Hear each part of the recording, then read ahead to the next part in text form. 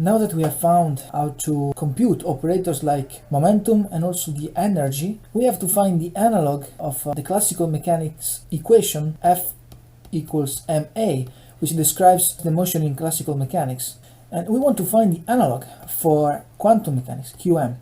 I already said that for a particle we also have the energy. For a free particle, the energy is equal to momentum squared divided by 2m, and this can be obtained from the equation of motion, because F is also equal to m times the derivative of the velocity with respect to time. So it is also equal to, in general, the derivative of momentum with respect to time. This is more general if the mass, for example, of an object is not constant, but now I'm just considering a particle, a point particle. It's a simple particle in classical mechanics. If we want to obtain the energy of the particle, for example, we can multiply the force F by dx, a differential of x, so the particle is moving in space, and we assume that this very small displacement is dx, and then we can integrate over all the displacement. So this is like the work that is performed on the particle by some external object, let's say. It's due to the field, and it is described by this force. So this is like the total energy, I could just call it simply work, performed on the particle. And it is related to energy, as we can easily see from the right hand side of the equation, because we have integral dp dt times dx.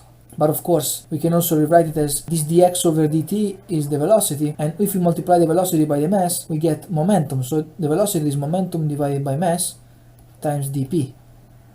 And if we integrate that, we get p squared divided by 2m.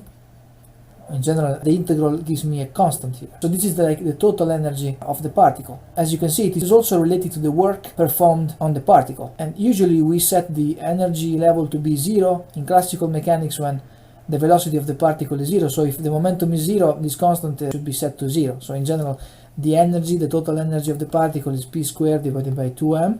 And as you can see, we can derive this equation from the equation of motion. So if we try to find the analog for this equation in Qm, we find the analog for the equation of motion, but in quantum mechanics. So in the quantum realm, we can simply try to use the concepts that we have derived. For example, the energy operator, we found it to be in the time domain, it was I h bar, and then we had a derivative. So we have to be careful and try to interpret what we have. So if I put an equal sign here, I have the operator related to momentum squared, and this is minus I h bar gradient squared. So it's the magnitude squared of this, divided by 2m. But we still have to interpret them, because we have some operators that we don't know how to interpret. So this is not an actual equality. And also, let's rewrite this quantity here. This is just minus h bar squared, and then we have the Laplacian del squared. But we still need to understand how to interpret this equation. We have to insert something here, because otherwise we don't have an equation. We need to have a derivative of a function in general, and also a Laplacian of a function. So what I'm going to insert there is a quantity that I will label like this. So it's some function psi, which depends in general on coordinates x and t.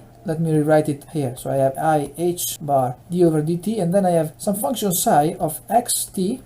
But I will also use this notation here. So I will put a straight bar here, and then I will have this angular bracket, which is usually used in quantum mechanics, and this represents the state of a system. We will describe it more in detail, but for now this is just notation. So this is equal to minus h bar squared divided by 2m del squared, and here we have of course the same quantity psi xt. This is also called the Schrodinger equation for a free particle, and this is a famous equation, of course. If the particle is not free, then we might have a potential energy. We should insert here. We would have I h bar d over dt. This just remains the same, and this represents the time evolution of our state, which describes how the system evolves in time. And then here we have the same quantity minus h bar squared divided by 2m, and then I have del squared acting on the same function, but we also have plus some potential energy v, which depends just on the position of the particle. This v is just a scalar. These are operators that are applied to psi xt,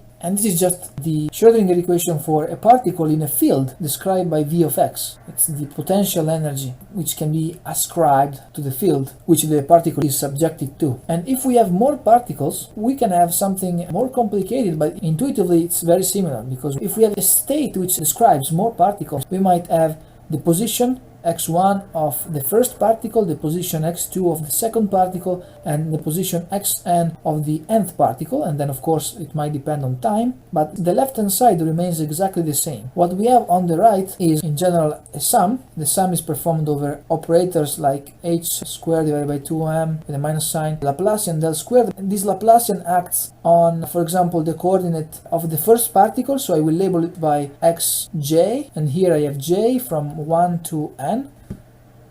And then the second Laplacian acts on the second particle, and so on and so forth. And here we have the potential energy of the system, which is not a sum of potential in general because the particles can interact. So here we have a potential which depends on x1, x2, xn, and these quantities of course must be acting on the same state, psi x1, x2, xn t, and this is more general. This is the evolution of a very complex system which consists of n particles. Some other times the Schrodinger's equation is also written as psi h bar d over dt, and then we have a state psi, and then here we have an operator which is just labeled by h hat, which represents the operator related to the energy of the system, which in classical mechanics is just the Hamiltonian of the system. In quantum physics, of course, it is an operator, and we will say more about the Hamiltonian during the course, and this operator acts on the state of the system. So now we will also describe much more in detail the concept of states.